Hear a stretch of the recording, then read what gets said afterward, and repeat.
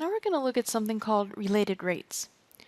We're going to suppose that we have functions that are actually related with some common independent variable. So let's say, for example, we have two functions h and m. Now they don't look like functions, but we're going to basically kind of assume that they are functions that look like this, h of t and m of t. So they're actually functions of a common independent variable called t. So when we actually take the derivative, let's say, of h, then we're doing a rate of change with respect to time. So h, the rate at which h is changing with respect to how time is changing, if t represents time.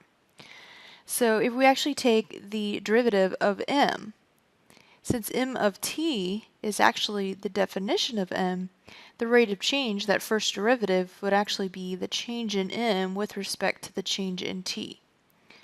Since they both have a common or same independent variable, then their rates of change will be related. So let's look at this example here. Suppose that the quantity X of Super Titan radial tires made available each week in the marketplace is related to the unit selling price. So P here is going to represent our selling price by the following equation where X is measured in units of 1,000. So X represents a quantity and P represents our selling price in dollars. We want to know how fast, and we know that how fast is talking about a derivative. How fast is the weekly supply of Super Titan radial tires being introduced into the marketplace when X equals 9, P equals 88.5, and the price per tire is decreasing at a rate, that's insignificant, at a rate of $6 per week. Since we want to know how fast, and we're looking at basically for the derivative of the supply, so how fast X is changing, remember that's our quantity, with respect to time. So what we're actually looking to find is what is dx dt? What is the change in the supply with respect to time? So what are we actually given in the problem? We're going to look for another rate. So it gives us actually a rate right here. It says that the price per tire is decreasing at a rate of $6 per week. If you notice, when we look here at the end of the sentence, it says dollars per week, or price over time. So we're actually given a rate, change in price over change in time. It's decreasing, so it's going down by $6 per week. So we're going to say that that rate of change is -6. So what you want to do is, first of all, kind of locate the information you're given in terms of rates. We want to know what we're asked to find and what rates we are given. So that's going to be the first thing that we want to do. Okay, the second thing we want to do is actually now take the derivative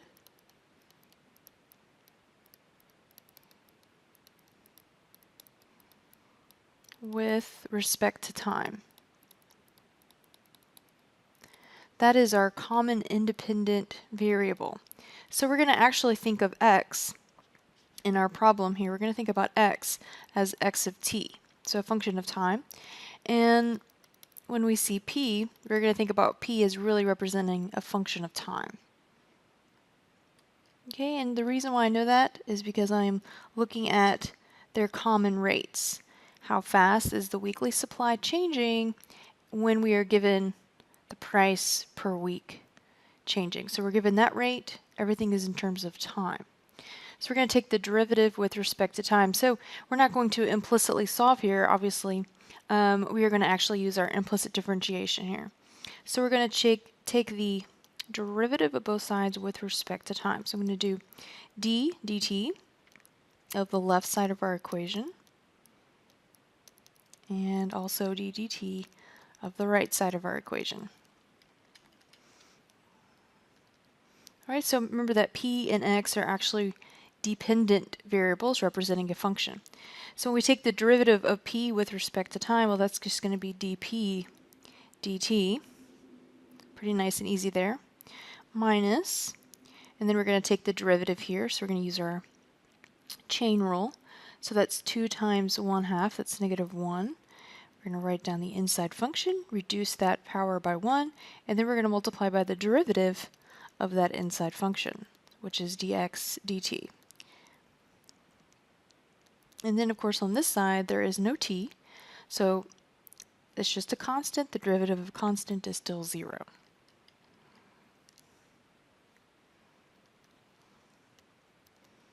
All right.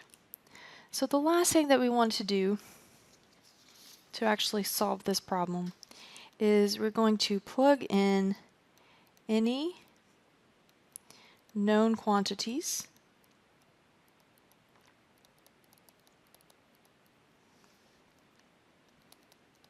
and we're only going to leave one thing in, only one unknown.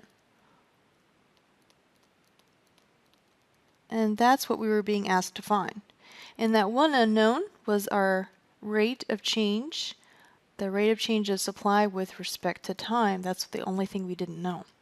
So what I want to do now is I want to go back to some information we were given. We were asked to find the rate of change when x was equal to 9.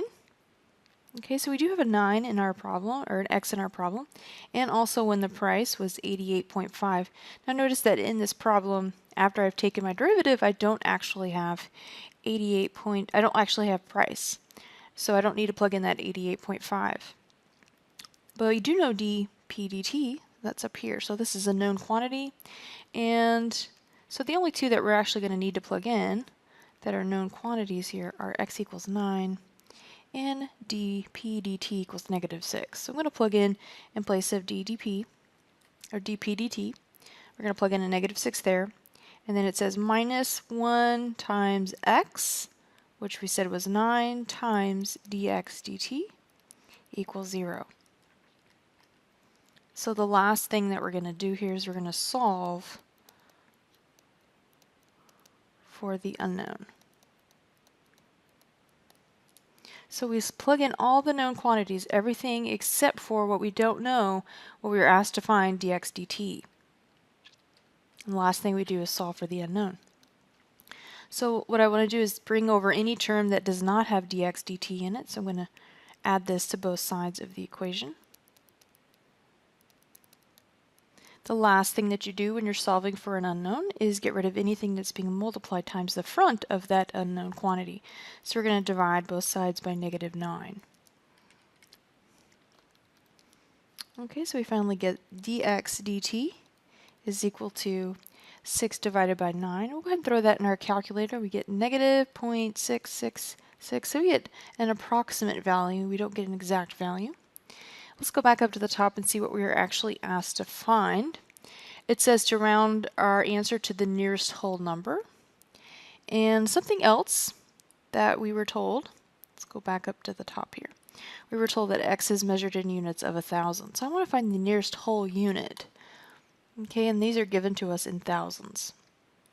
So this represents actually thousands of units per week. Remember, with respect to time. We were talking about weeks in our problem. We're going to round to the nearest whole number. So I'm going to multiply first by 1,000. Which moves the decimal place 3 spaces to the right. So I go to get -666. Since my decimal place is here, actually, let's round to the nearest whole. So we actually get -667.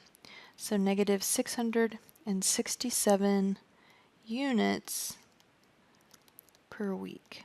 And it's decreasing. So the supply is decreasing by this many whole units per week. Let's look at another related rate problem. Suppose that the price of a certain brand of eggs, and the price is given in dollars, so our price P is given in dollars, is related to the weekly supply in thousands by the following equation. So 625 P squared minus x squared equals 100. If 20,000 cartons of eggs are available at the beginning of a certain week, and the price is falling at a rate of 8 cents per carton per week, at what rate is the supply changing?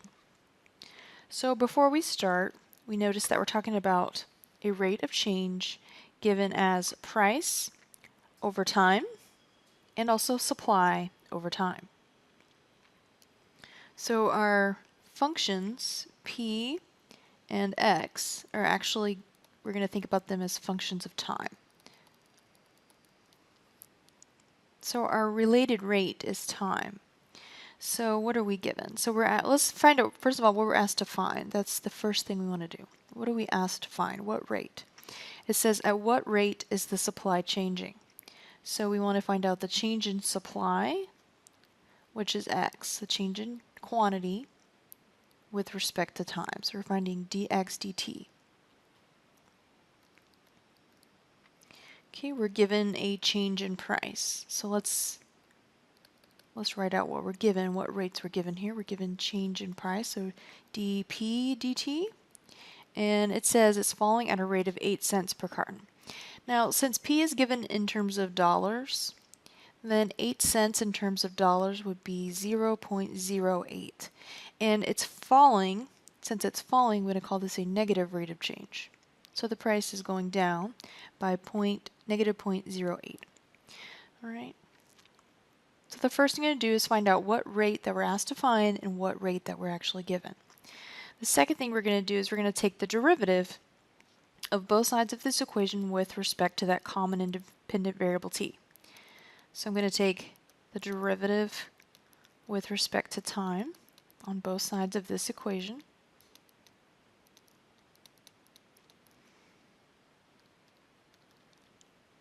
And then we're going to simplify here. Here we're going to use remember we're thinking about p and x as those dependent variables, functions of time. So here we're going to use the chain rule. So I'm going to do 2 times 625, that gives 1250. Write down the inside function as is, and then multiply that by the derivative of that inside function. Since we don't know exactly what p is, then we're going to call that dp dt.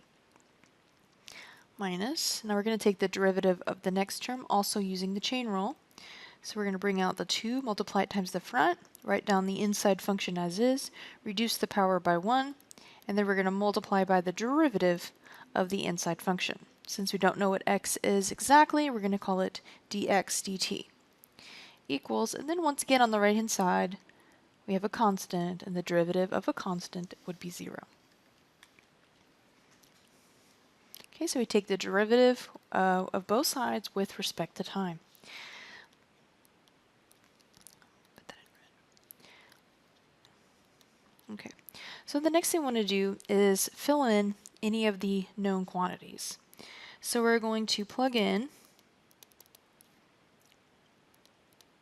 any known quantities.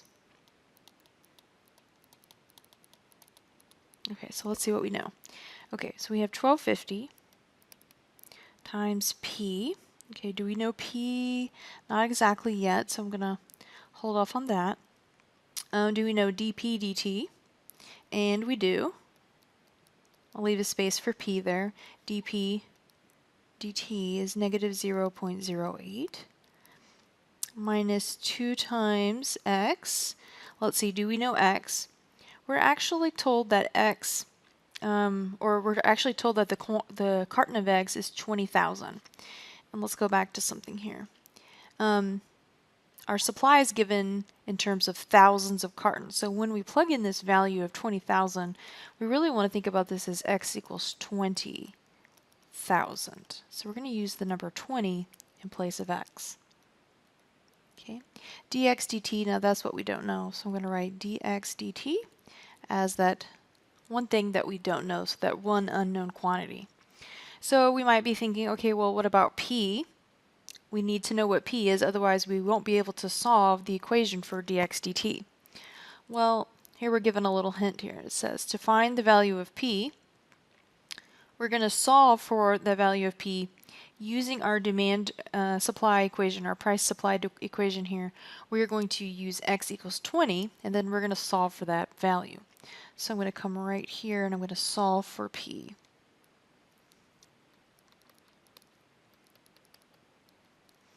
All right. So we're going to solve the supply equation here for p. So I'm going to put 625p squared minus 20 squared is equal to 100. Okay, 20 squared is 400, so I'm going to add 400 to both sides of this equation. So I get 625p squared is equal to 500. Divide both sides by 625.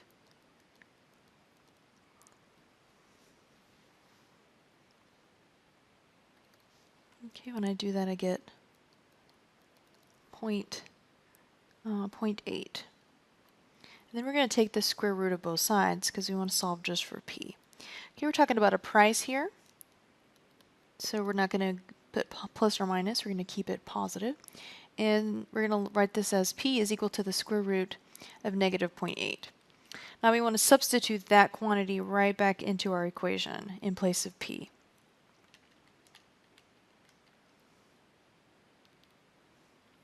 Alright, so now I'm going to solve for dx dt. I don't want to round anything until the very end, so that's why I'm not putting my calculator to square root of 0.8. If you do, you're going to get a long string of numbers after the decimal. I'm going to leave it as square root of 0.8, and that way I don't have any rounding errors at the end. Let's simplify a little bit before we solve. So I'm going to leave the square root of 0.8 as the square root of 0.8 because that is something that would give me an approximation that I would have to round.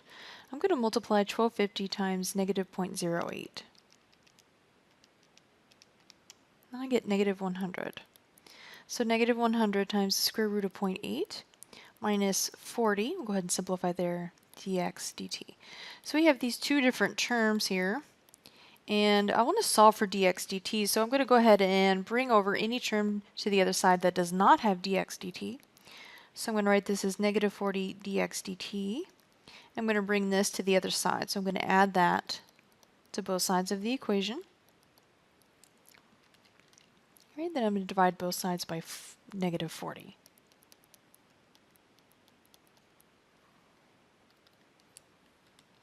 Okay, so we get that dx dt is equal to, alright, and that's what my calculator gives me. So it's a negative value. We're asked to round once again to the nearest whole number. So I'm going to first multiply by 1,000. And then since my decimal place is now here, we're going to use this to decide if we want to round up or stay the same. So we're going to stay the same. So our rate of change of supply is negative 2,236 units per week.